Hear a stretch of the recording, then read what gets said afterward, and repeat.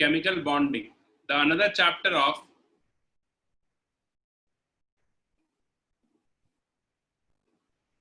of inorganic chemistry.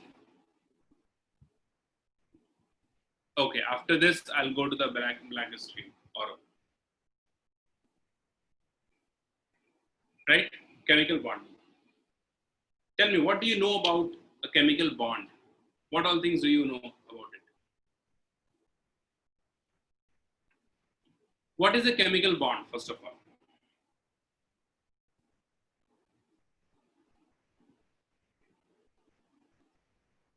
How do you define a chemical bond?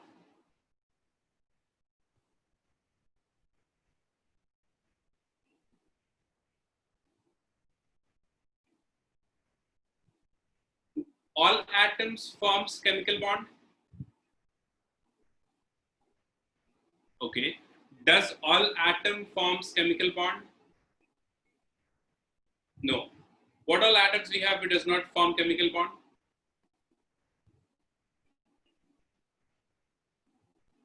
Noble gases. All noble gases?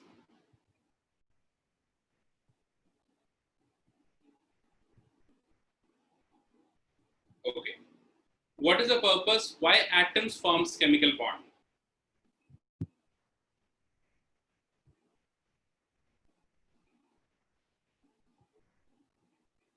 To get stability. Okay, to get stability. And what is the reason of stability? What is the thing that atom is looking for? And in order to achieve that, it makes bond. Octet. Okay. So octet is the factor, right? Any other factor?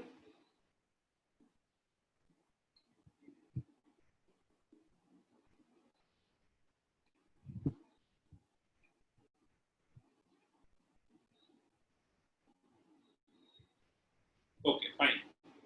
So a little bit of idea you have basically. Yes, low energy state. Fine. So basically, yes, your answer is correct.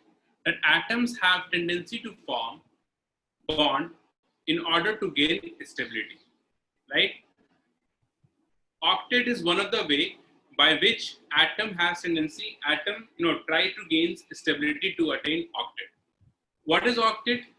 All atoms tries to have 8 electron in their valence shell. That is, we call it as octet rule. Okay, but octet rule is not the only thing for an atom to gain stability. Okay, it is just one small theory. In fact, most of the atom does not follow octet rule. There are only few atoms which follows octet rule. Okay, so obviously octet is not the only reason. There are other things also which we'll discuss in this chapter. Okay, so first of all, when atoms tries to form a bond, okay, so there must be some condition which makes the atoms, which allows the atom to form a bond. Like for example, if I consider oxygen, right? In the atmosphere, oxygen exists as an atom or as a molecule.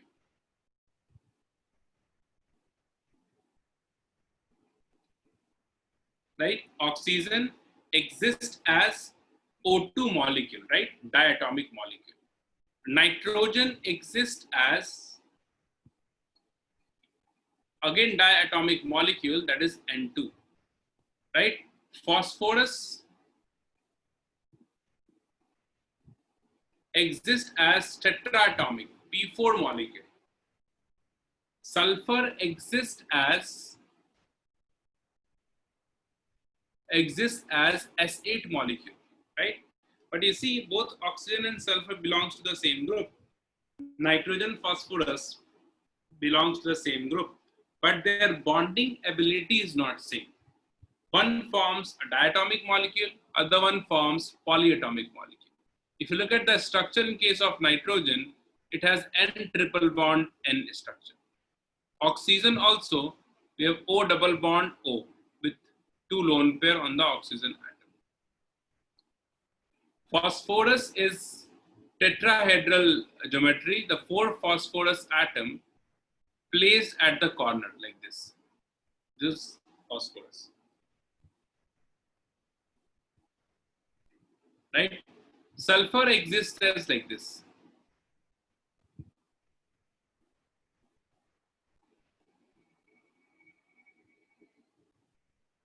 It is, we call it as crown-like structure.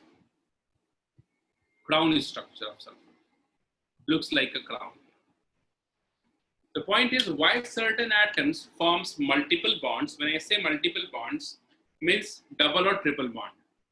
Why phosphorus is not able to form a double bond? Why sulfur is not able to form a double bond like oxygen or like nitrogen? So there must be some, reason behind this. Okay, reaction condition we have. All these things we can understand here in this chapter. But yes, certain things you will study in inorganic chemistry also. When you do P block elements, there also we'll discuss. But yes, you will have an idea of all these things after in this chapter, that is chemical bonding. Okay, how sigma bond forms, how pi bond forms, why phosphorus is not able to make a pi bond, why sulfur is not able to make a pi bond, right? All these things you will understand it, right? First of all, we understand what are the different types of bond we have, correct? And then we'll go into the theory of these bonds. Okay, what are the different theories by which the atom forms bond? So what are the different types of bond, first of all?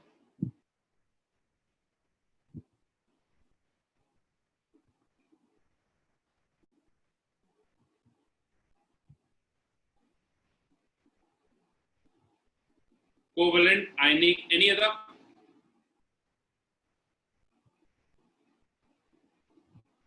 Covalent, ionic, coordinate. Okay. See, first of all, the bonds are classified into two categories, two main categories. Okay, you must have not done all these things. Types of bond you write down.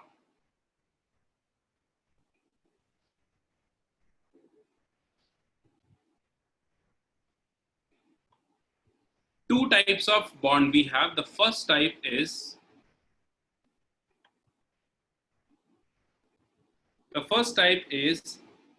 interatomic bond.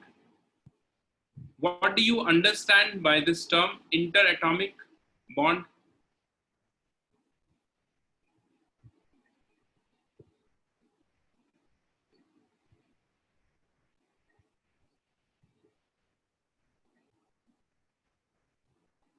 Between atoms, right? Bond between atoms, okay? So this is basically interatomic bonds.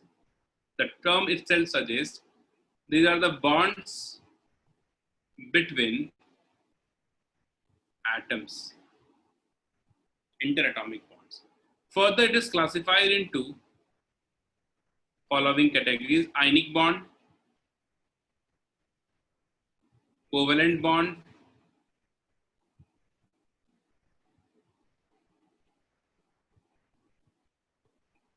and we have co-ordinate bond,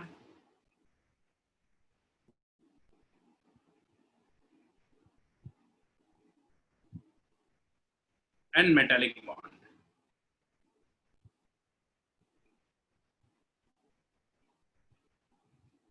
And metallic bond. These are the bonds. Here mainly we'll discuss these three in this chapter. Metallic bonds are the bonds between the metal ions and the electrons. Okay, they are the interatomic bond. Similarly, we have intermolecular bonds also, bonds between the molecules. Okay, write down.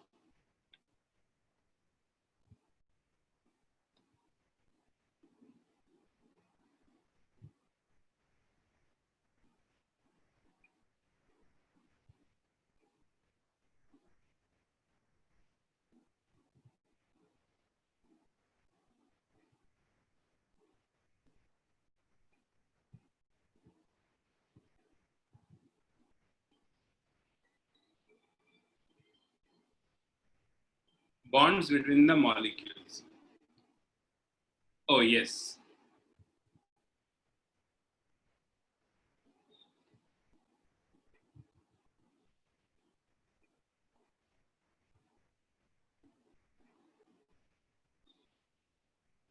intermolecular bonds and this is nothing but the bond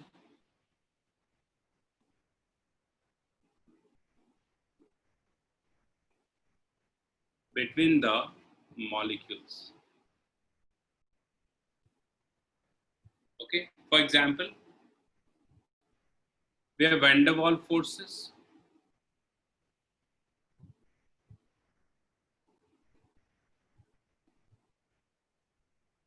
force of attraction,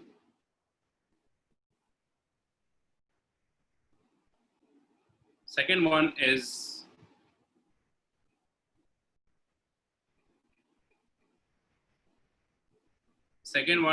hydrogen bond.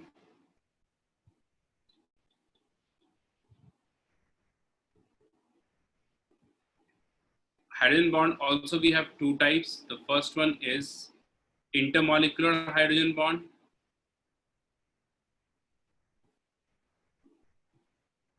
And the second one is intramolecular.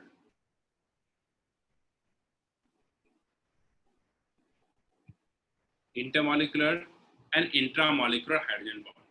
Intermolecular between the two molecules, intramolecular within the same molecule. Copy this down.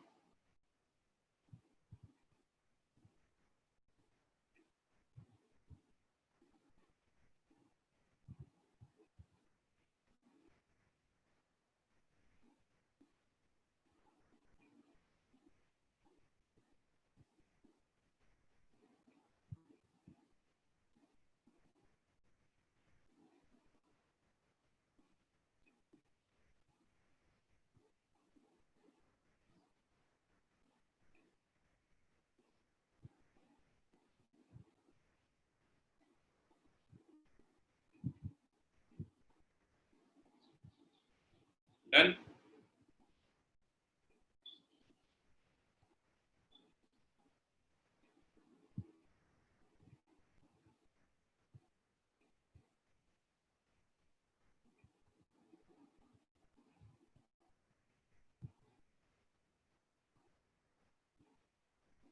Okay. One by one, we'll discuss all these bonds. The first one you write down, ionic bond.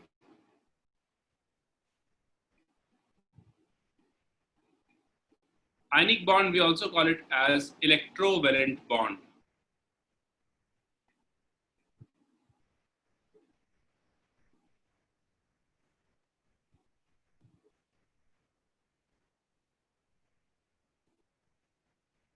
Electrovalent bond.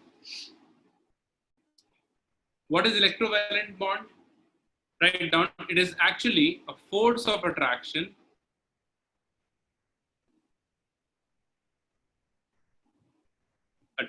between cation and anion. Between the cation and anion. It is non-directional also.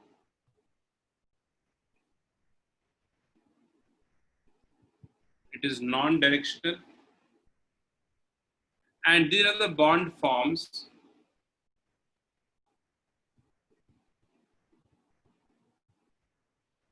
between the atoms of opposite nature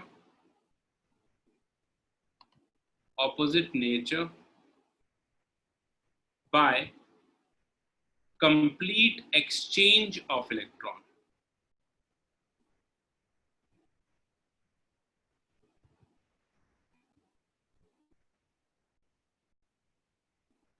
By complete exchange of electron. For example, you see,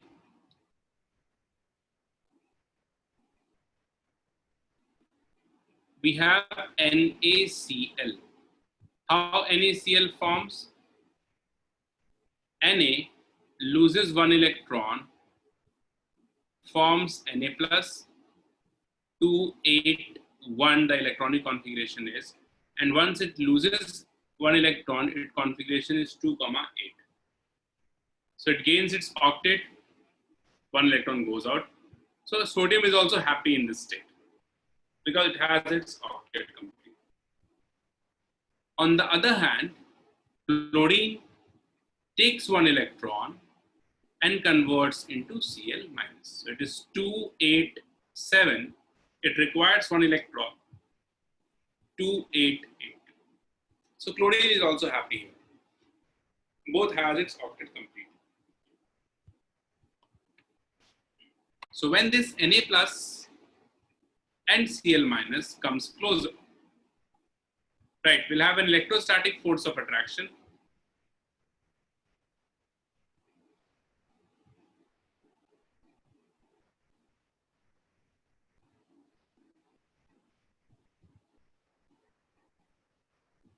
Force of attraction, which we call it as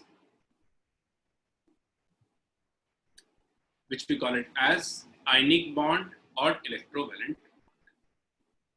So it is just an electrostatic force of attraction between the positive charge ion and the negative charge ion, that is cation or anion.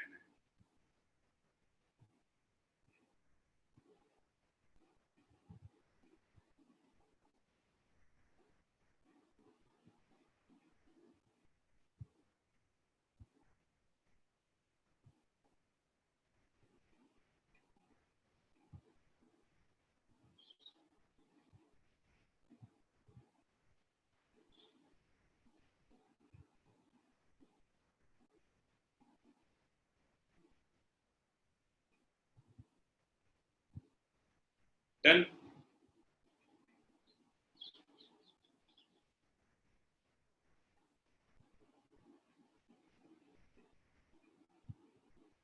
yeah, so this is the ionic bond. Okay, now one more thing you see here in detail if you go, basic thing is that only when sodium loses its electron, so for that we require ionization energy, IE1. When chlorine accepts one electron, it requires electron affinity and it converts into Cl minus. Okay, and then Na plus Cl minus combines, it converts into NaCl and Cl minus, NaCl.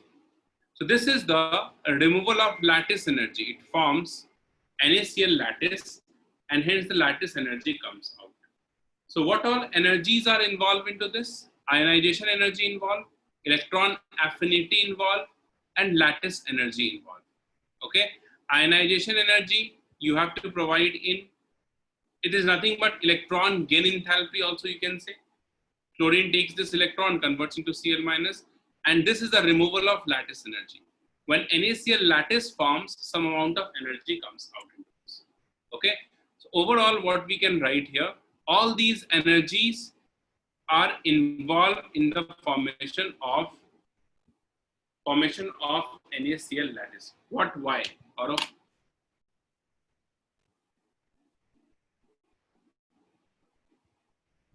because bond formation is always exothermic. Molecules, atoms are going towards the stable state. So obviously it has to go towards the lesser energy state.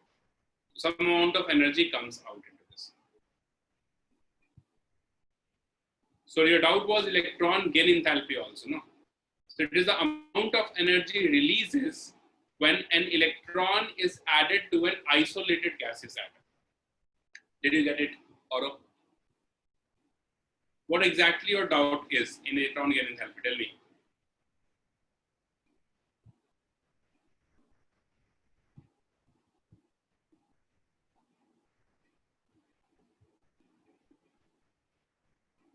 Achha, more negative or more positive?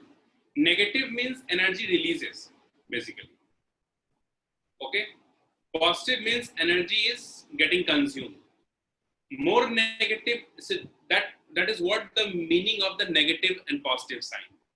Negative means energy releases, positive means energy consumes, right?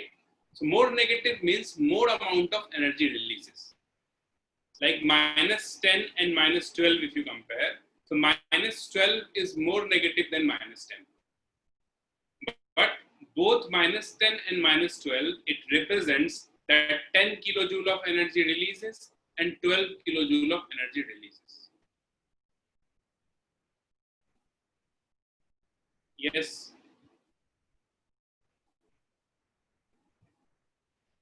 Any doubt?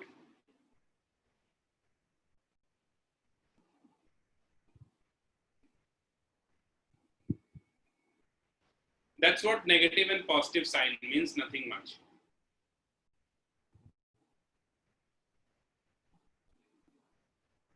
Right, okay. So these are the energies involved into this, okay? One more thing you must take care of, the natural, state of sodium is solid. Means sodium exists in solid state. And we are providing ionization energy. You see, the ionization energy is defined only for gaseous atom. So in this gaseous atom, we can provide ionization energy 1, then it converts into Na plus gas and 1 electron goes out. First of all, for this, you must need to convert this solid into gas. So for that, we require the enthalpy of sublimation. Enthalpy of sublimation plus ionization energy converts into this. Okay. Chlorine, the natural state of chlorine is gas only. 1 electron you are adding.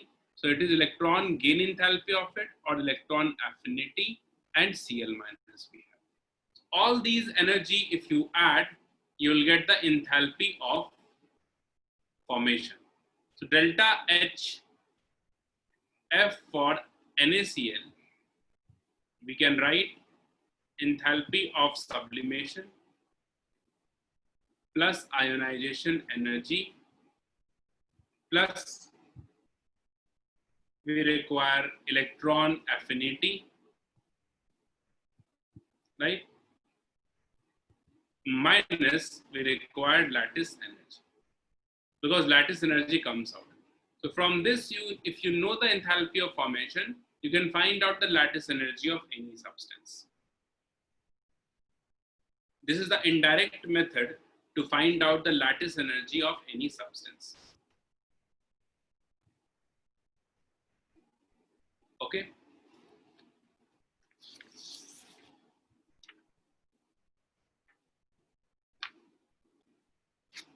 One second.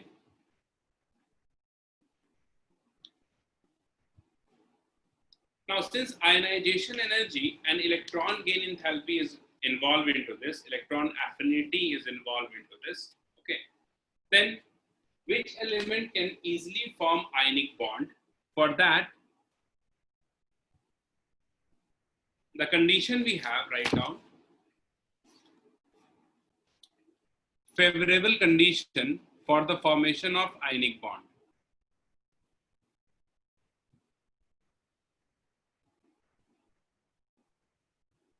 For the formation of ionic bond, that is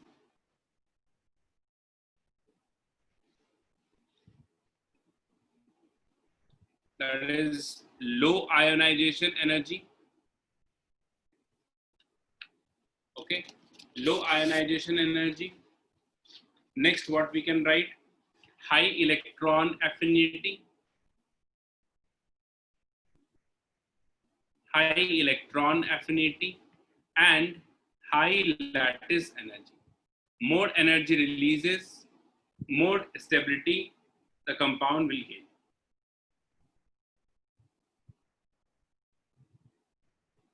Whatever the value of EA, electron affinity, it may be positive or negative, we'll write down with the sign. Okay, lattice energy comes out, so we'll take it as negative.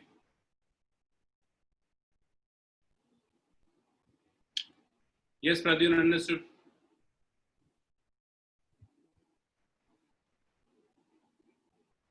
Okay, so this is the condition required. Now, what you have to keep in mind is higher the electronegativity. See what happens here. One atom is releasing electron, and other one is gaining electron, right? So other one should be more electronegative, and the first one should have less electronegative. That's why this kind of bond forms between the atoms of opposite nature. One is electropositive, other one is electronegative.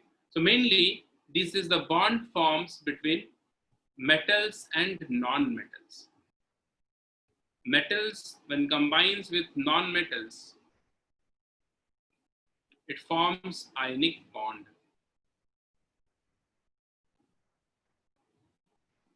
It forms ionic bond. Okay.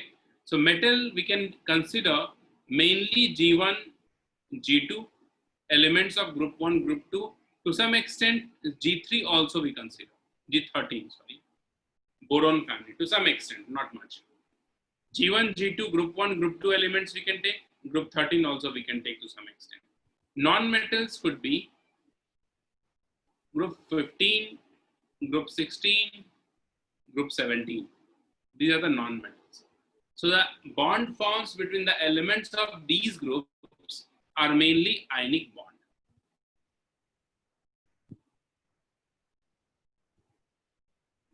Got it? There's a term called electrovalency.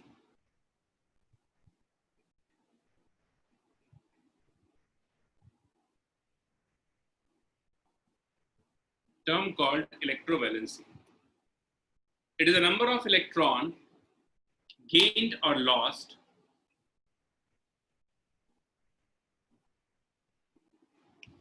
in forming a bond. In forming a bond.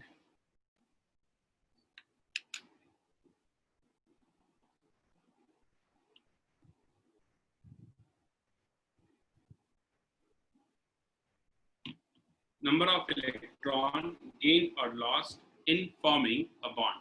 So electrovalency for elements of group 1, the electrovalency EV is 1. For group 2, the electrovalency is 2. For group 13, the electrovalency is 3. Maximum possible, this thing, exchange of electron is this. So all these elements, group of elements, loses electrons. These many electrons it can lost. Electron lost, 1, 2, and 3. The electronegative elements, group 15, 16, and 17, this will gain electron. Like for example, you see group 15 is nitrogen family, can take 3 electrons. Group 16 is oxygen family, can take 2 electrons. And group 17 can have 1 electron. This is the electrovalency and electrons gained here.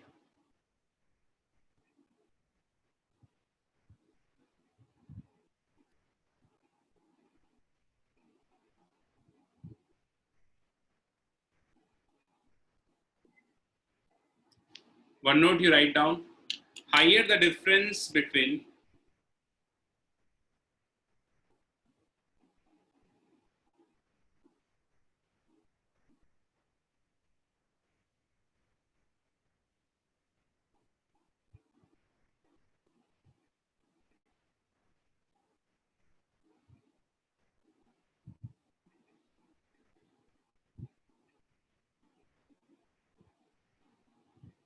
higher the difference between the group number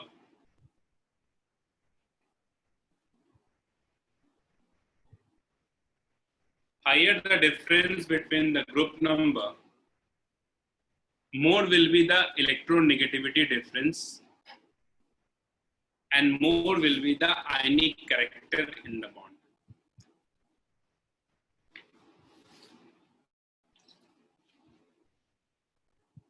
Higher is the difference between the group number, more will be the electronegativity difference and more will be the ionic character in the bond.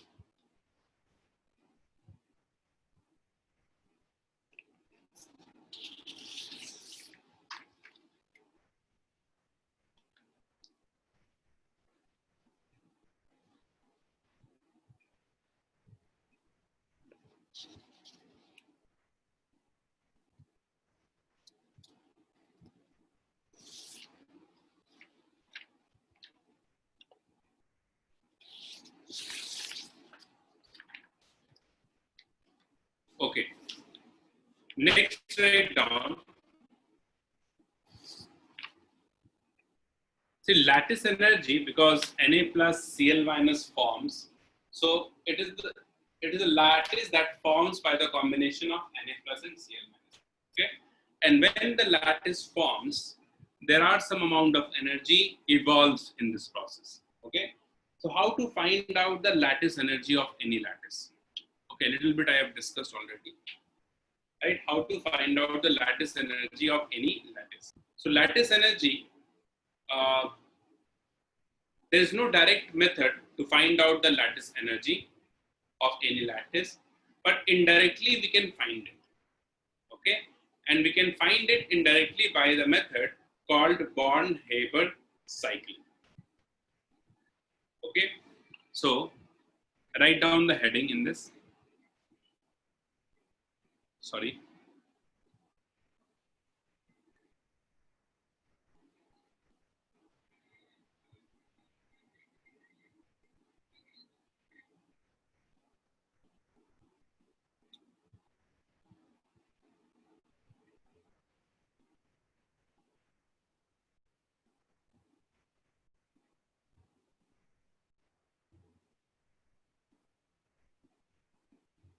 Write down, this is the indirect method to find out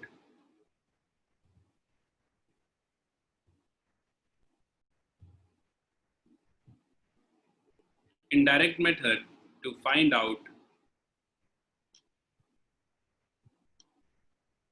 the lattice energy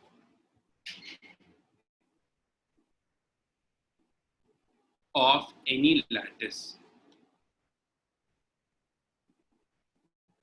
Lattice energy of any lattice. Okay.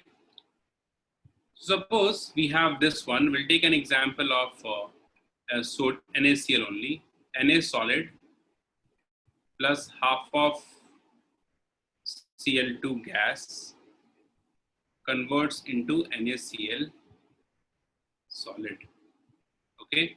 So first of all, this Na, we need to convert this into Na gas, and then this converts into Na plus gas. This chlorine also, you need to convert this into chlorine atom, and then this chlorine atom must convert into Cl minus. Okay, and when these two combines,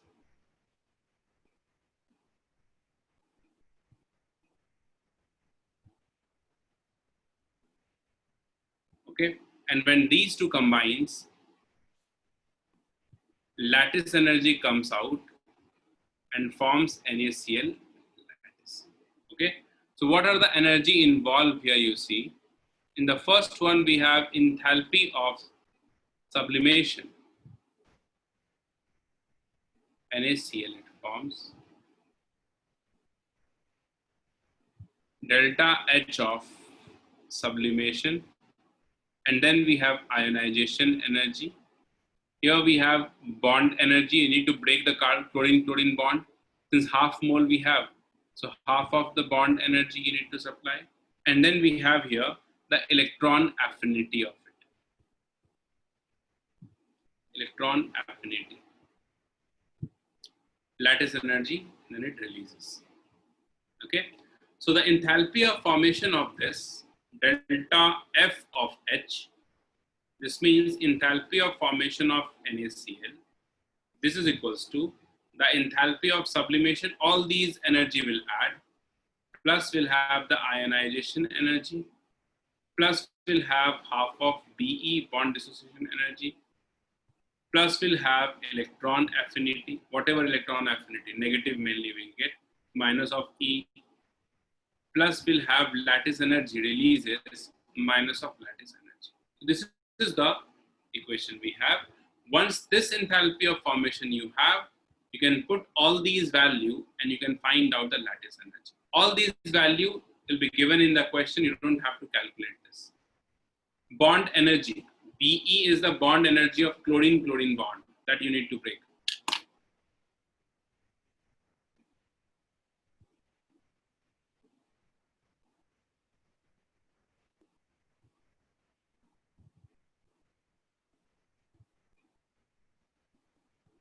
Yes.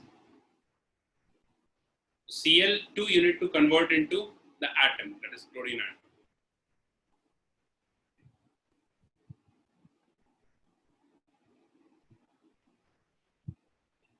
Enthalpy of sublimation for phase change.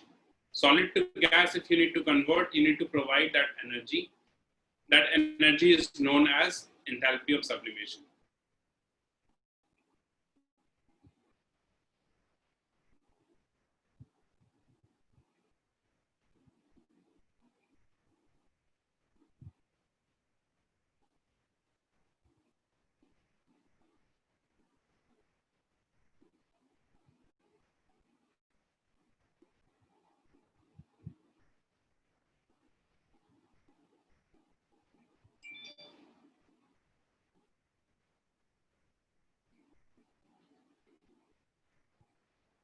Okay, done.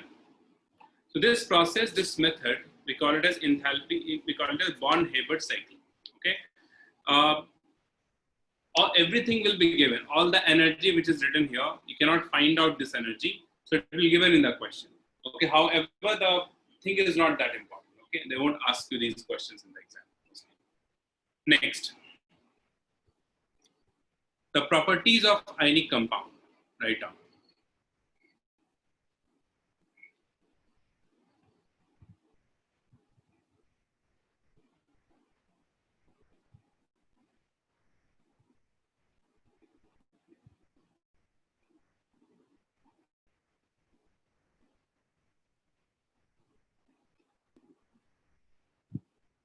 First one, write down physical state.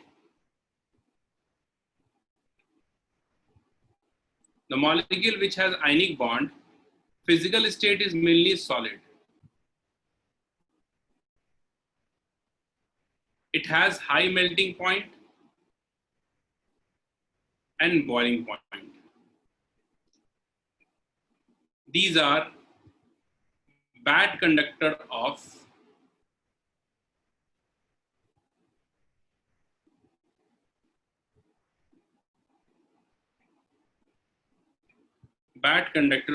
electricity in solid state.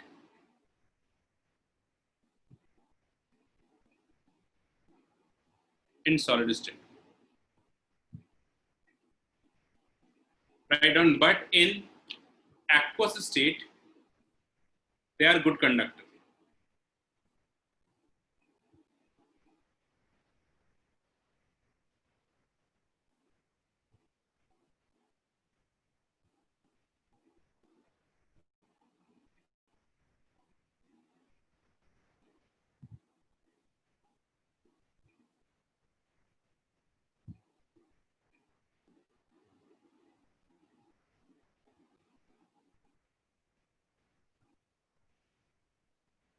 But in aqueous state, they are good conductor.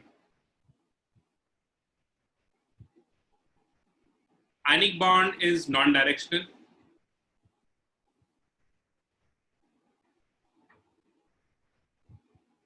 Okay, so these are some properties of these compounds we have.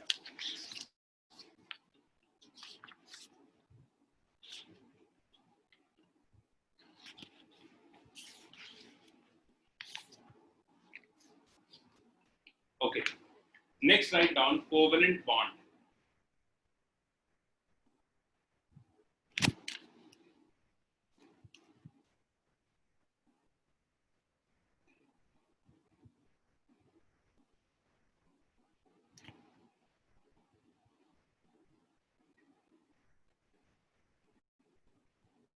Second type, covalent bond. It is formed by the sharing of electron. It is the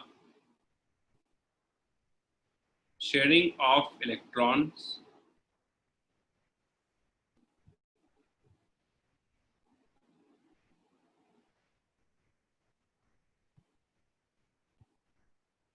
and the sharing of electron takes place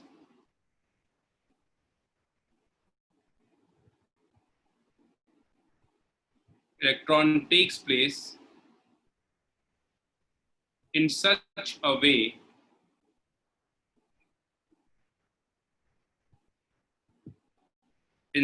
way that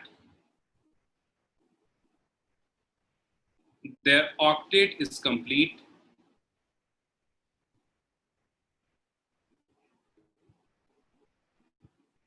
Their octet gets complete, octet gets complete. So in order to complete their octet, they shared electrons, okay? But in case of hydrogen, the octet is not possible. In bracket, write down except hydrogen.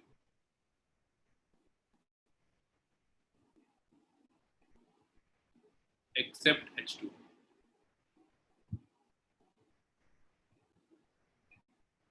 Okay, so if you look at this, examples, we have H2 molecule, and this forms by the shedding of electrons of the two hydrogen atom, 1 electrons, right? So each of the hydrogen atom, remember this, in the bonding state, we consider the 2 electrons for both hydrogen. Like if I ask you, how many electrons this hydrogen has in this bonding state, your answer would be 2. How many electrons this hydrogen has? Your answer would be again 2. So we'll count the bonding electrons for the bonded atoms. Okay, this electron for this one, this electron for this one. Okay, so we have 2 electrons here. So we say that hydrogen molecule completes its duplet. It's not octet, but it is duplet. If you consider HCl, so in HCl, the duplet of hydrogen is there, but the octet of chlorine is there because chlorine has 8 electrons, hydrogen has only 2 electrons. Chlorine complete octet, hydrogen is duplet.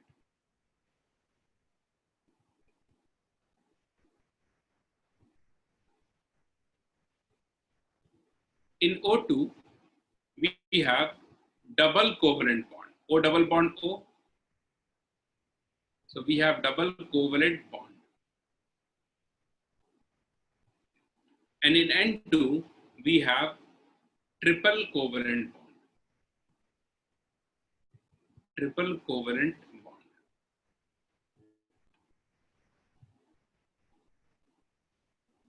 Covalent bond.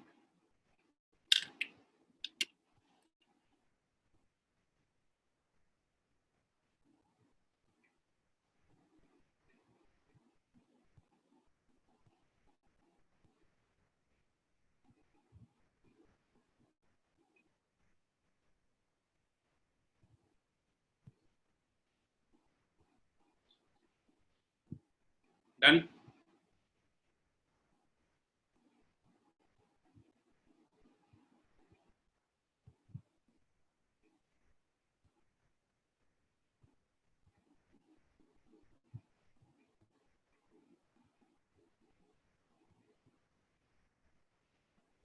Finished, guys?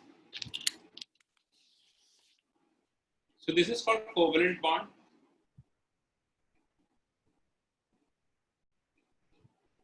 Next one is coordinate bond. The third type is coordinate bond.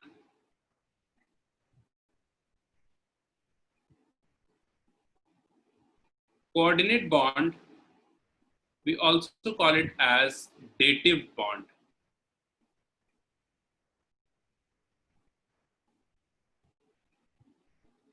Coordinate bond or dative bond.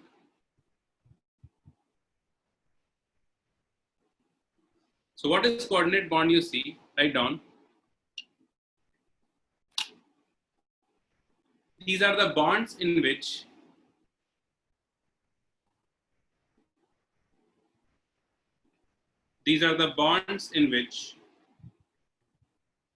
the electron pair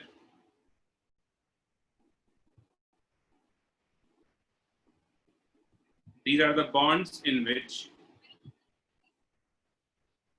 the electron pair generates from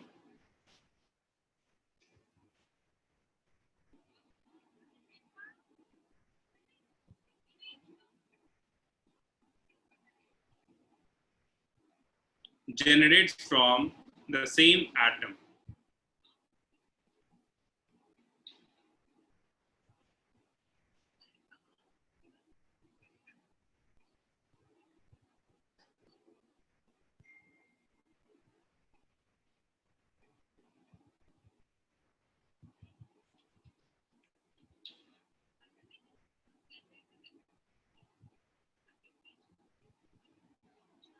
Okay.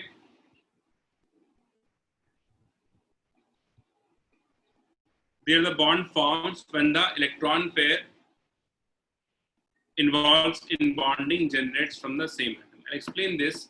You see, first of all, a molecule we have NH3, and in which the nitrogen has one lone pair of electron and an electron pair acceptor we have, for example, H plus. So what happens in this, when this comes closer to this, the nitrogen donates its lone pair of electron into the vacant orbital of H plus, and it converts into this H, and a positive charge on nitrogen because it donates its electron pair. So this bond that forms, we call it as coordinate bond. Coordinate or dative bond. Okay, coordinate or dative bond. The two electron, it originates from nitrogen only. Hydrogen has no electron. H plus has no electron here, but still it managed to make a bond with this nitrogen since it accepts the electron pair from the molecule which donates electron pair. We call it as electron pair donor, electron pair donor, and this one is the electron pair acceptor, accepts electron. Okay, this is what the coordinate bond is. Okay, so this arrow from donor to acceptor, this arrow is the coordinate bond, and this representation is the old methodology. This is the old methodology. Nowadays, we represent this coordinate bond in a different manner, and we'll discuss that. Coordinate bond is the bond in which, again, I'm repeating the definition, guys, one second. Coordinate bond is the bond in which the electron pair, write down like this, the shared pair of electron originates from the same atom. Shared pair of electron originates from the same atom. That is what happening here. Nitrogen donates its electron to H plus ion. Same atom is giving its electron, hence the bond is coordinate bond.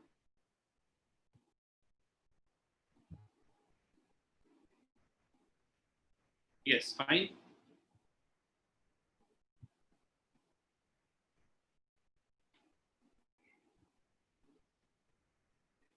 Okay, like I said, this is the old methodology, the arrow representation. Nowadays, we represent coordinate bond in a different fashion. Okay, one note you write down, first of all.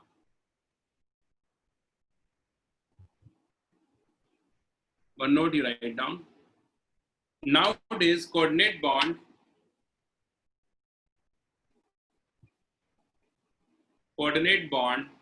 is considered as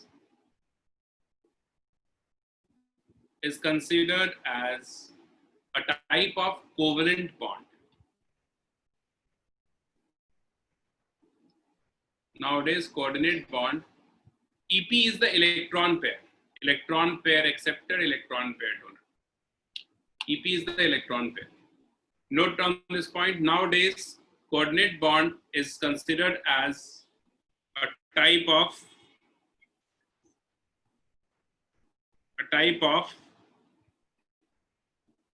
covalent bond.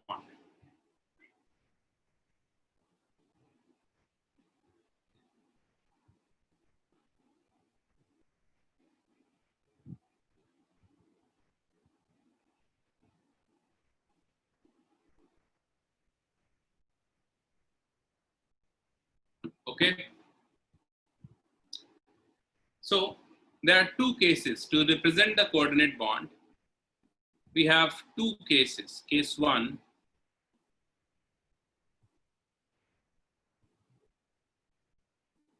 as a type of covalent bond. If the elements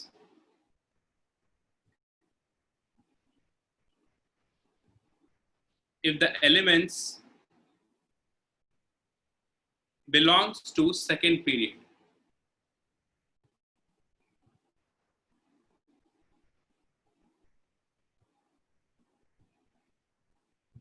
Belongs to second period. Okay. So in this case, what happens? Suppose we have a lone pair donor, an atom A, and B is the lone pair acceptor, or electron pair. Donor is A, and this one is electron pair acceptor, B.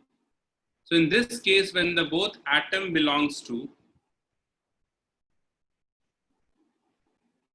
when the donor atom belongs to second period, then what we assume first, that this donates one electron to this B. Half arrow means only one electron.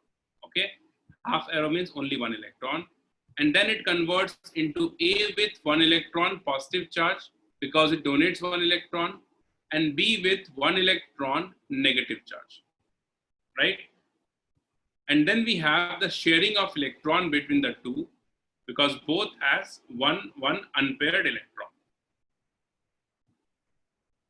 A makes a bond with B by sharing of electron, positive and negative. This becomes the coordinate bond. So in this kind of thing, the coordinate bond is represented by a simple bond like this, simple single bond, this way. There's no arrow like this it is represented, plus and minus. First, it donates one electron, becomes one electron each on these ions we have, one on B, one on A, and then the sharing of electron between the two. The sharing of electron, it gives you a coordinate bond. So this kind of, we define the coordinate bond nowadays this way. So this is the coordinate bond right down here.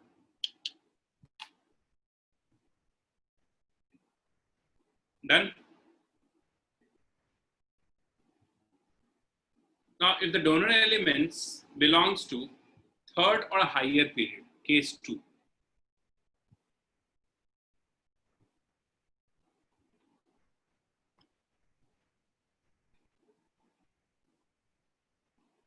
Wait a minute.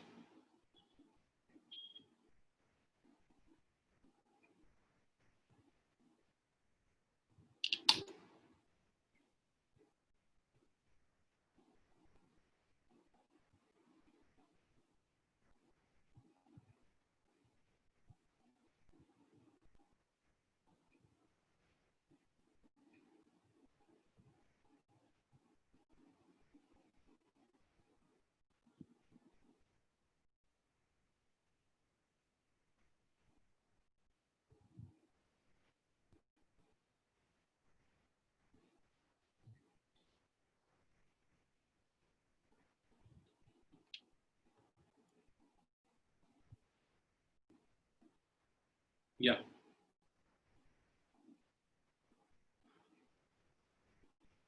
See, covalent bond, what happens in covalent bond? You just try to understand this with an example. First of all, you see the coordinate bond. The thing is what? The shared pair of electron in coordinate bond originates from the same atom, one single atom. Here, nitrogen gives its electron and forms a bond with hydrogen. Here, A is giving its electron and forms a bond with B. But in covalent bond, both atom give its electron and takes part in the bonding. Like this one you see, suppose you have HCl, right? In HCl, we have one electron of hydrogen and then one electron of chlorine. But that is not happening in coordinate bond. Are you getting my point, Ansh? Yes. So that is the difference between the coordinate bond and the covalent bond. Coordinate bond, the bond pair of electron originates from the same atom. Here, both atom gives its electron and forms and share its electron and forms a bond. That's the difference between the coordinate bond and covalent bond. But now coordinate bond is considered as a type of covalent bond, and that is how we define it. One electron, A donates first to B. B will have a negative charge, A will have a positive charge. When both ion has one electron, sharing takes place and forms a covalent bond. Right now, in case 2, if elements belongs to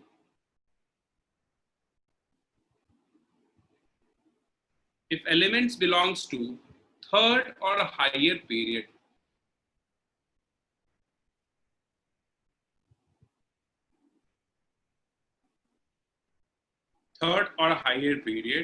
the coordinate bond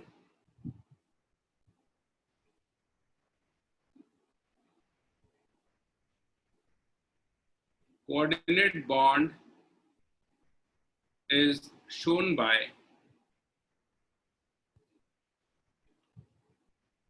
a double bond. Like for example, SO3, sulfur trioxide. If you see the structure of this, S double bond O, a coordinate bond with oxygen, again a coordinate bond with oxygen. But in the recent development, this coordinate bond is represented by a double bond like this and a double bond like this. Both are correct, but this is the current or the modern concept of it, double bond. This is not a double bond actually, it is a coordinate bond between sulfur and oxygen.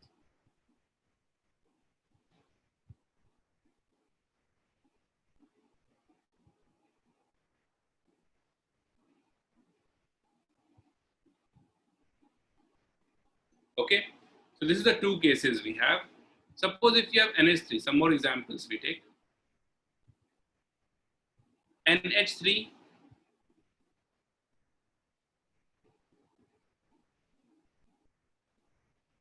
with one lone pair and one H plus.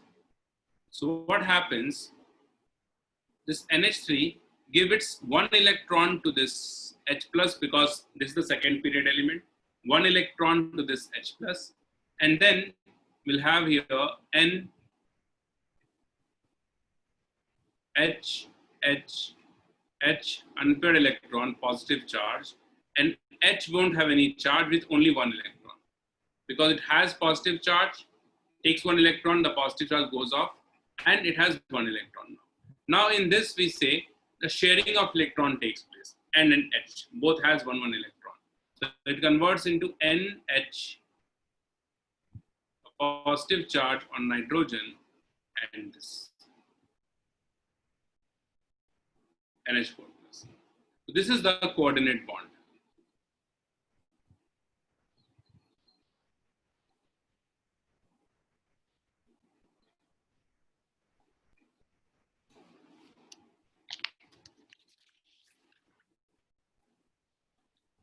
Did you understand this?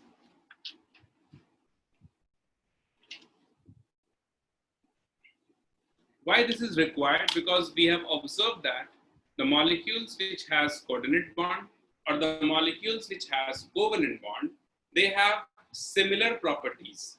Then they started thinking of that if the properties are similar, then maybe there will be some similarities in the bonding, right?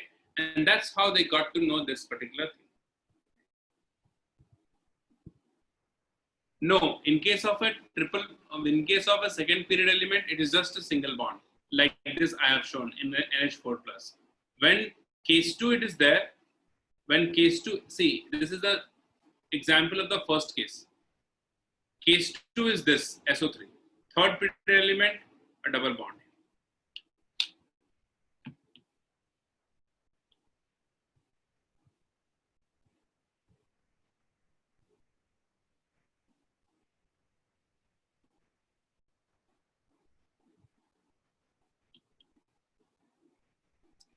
Done?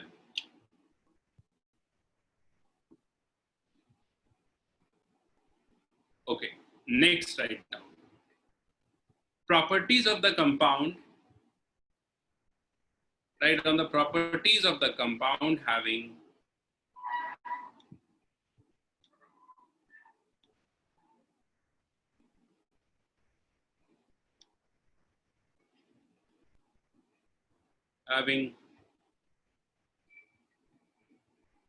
covalent or coordinate bond.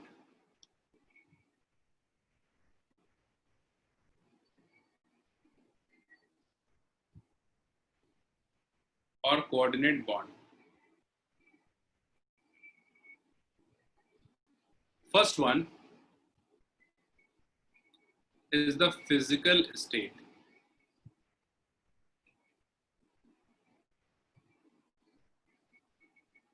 Physical state.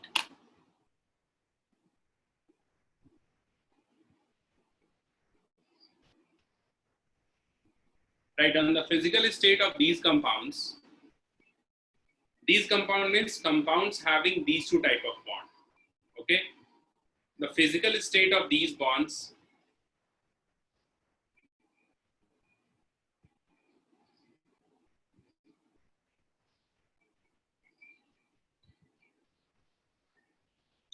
are mainly liquid or gas.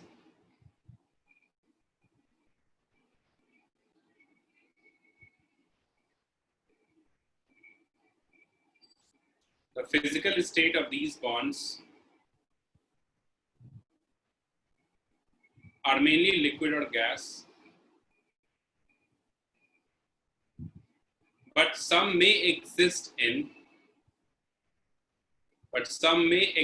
as soft solid.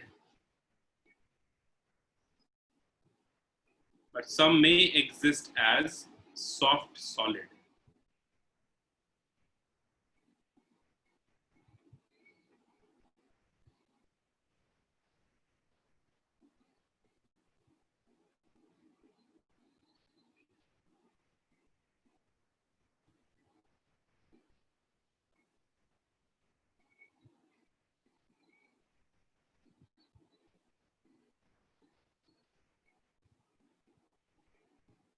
Okay, some may exist as soft solid. Mainly it is liquid or gas, but some may exist as soft solid. Like for example, you see molecules like I2, iodine, S8, P4, these are soft solid. Molecules like F2, Cl2, these are gases mainly.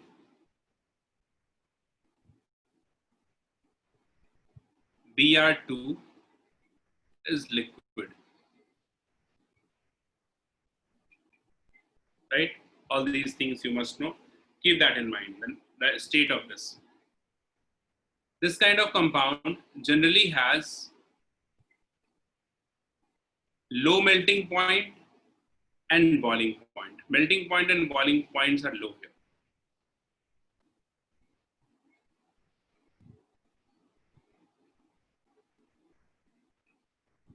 But there are some compound exception you can consider as diamond or carborundum. SiC is carborundum.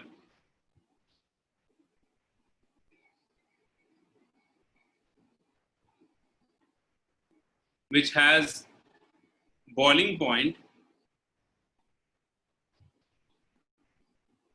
right, which has melting point more than to that of Ionic compound. right? More than to that of any compound. Write down. Melting point is more.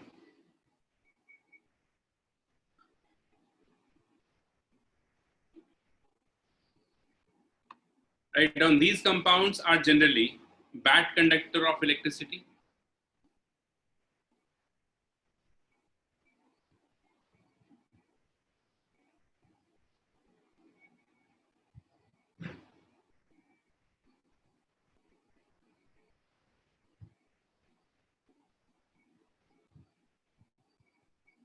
Bad conductor of electricity. But some of the compounds may show conductive nature.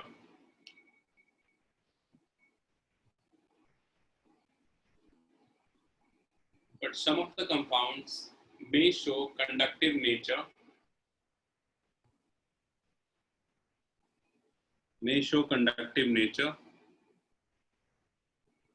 Because of its polar nature.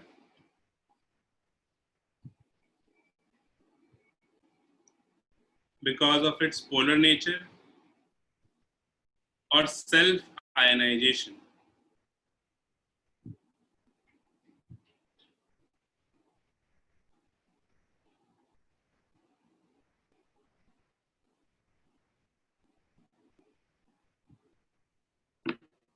Because of its polar nature or self-ionization. For example, water molecule H2O may get self-ionized like this. It converts into H3O plus and OH minus. Okay. Because of its ions, it shows conductive behavior, right? Graphite, another exception here. Graphite also conducts electricity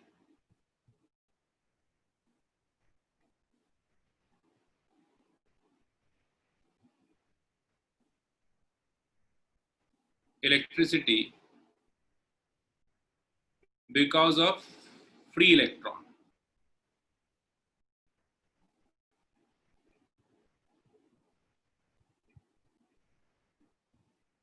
So these are the general rules, but there are some exception we have.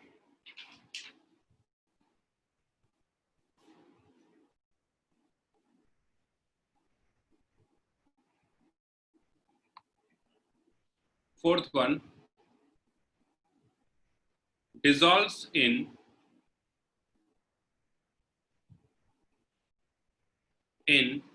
non-polar solvent.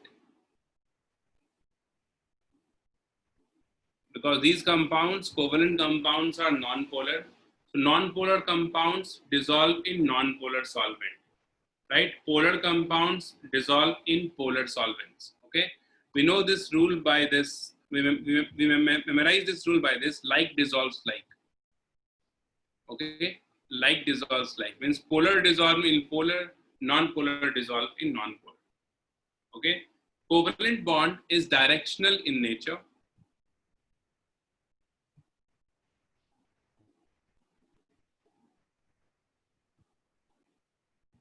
Bond is directional in nature, and hence shows isomerism.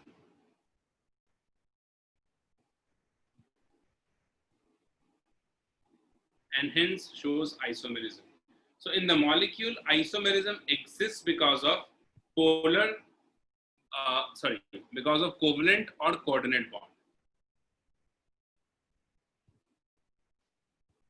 These compounds are generally shows molecular reaction.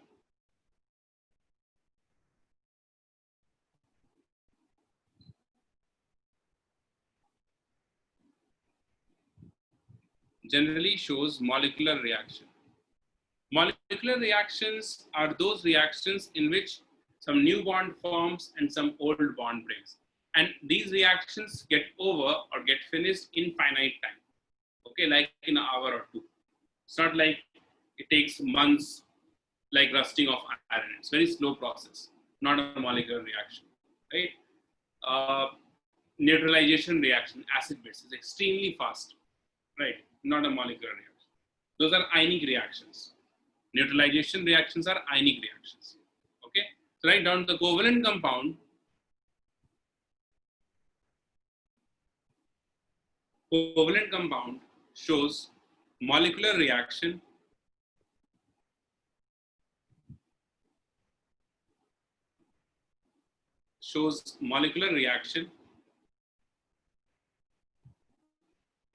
which involves bond dissociation and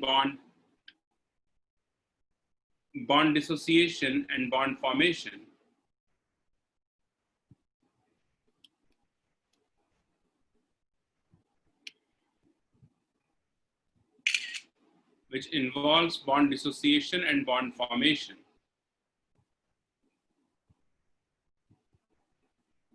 and it takes finite time for completion.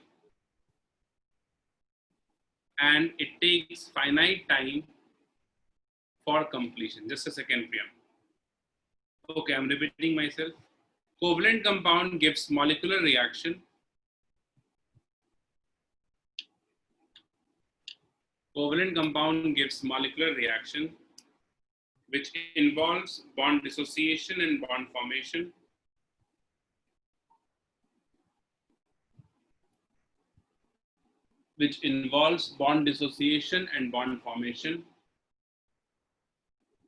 And it takes finite time for the completion of reaction.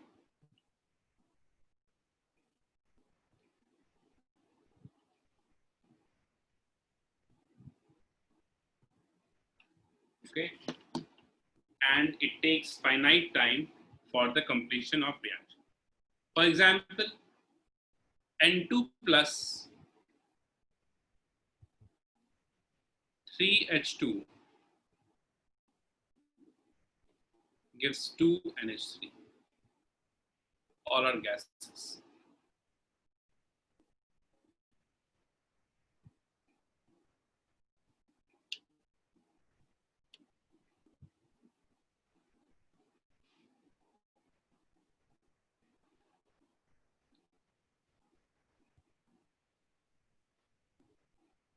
Okay, I'll repeat. Did you write, guys?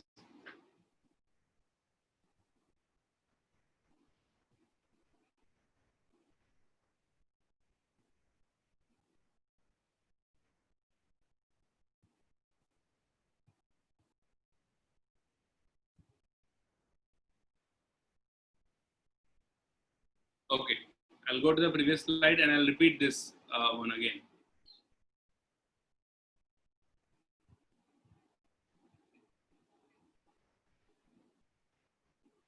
See, I said molecular reaction. Covalent compound gives molecular reaction which involves bond dissociation or bond formation. And it takes finite time for the completion.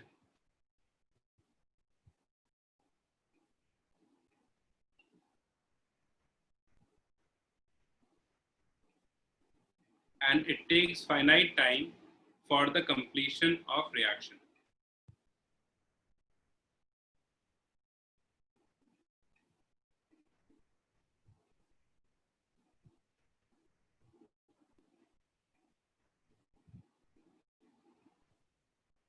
Okay. Did you write, all of you? So these are the few properties of the compounds having covalent and coordinate bond, and ionic we have already discussed. Correct? Now we have theories of covalent bond, like what all theories we have. Because of that, the formation of covalent bond takes place. Okay, we'll discuss that, but before that, we'll see what is octet rule.